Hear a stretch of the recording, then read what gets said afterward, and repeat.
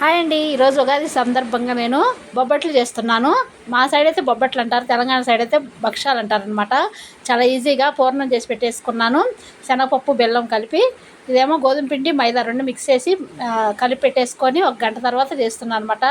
చాలా ఈజీగా చేస్తాను నేనైతే. ఫస్ట్లో అయితే నాకు అసలు వచ్చేది కాదు తెలంగాణ ఇక్కడికి వచ్చినప్పుడైతే.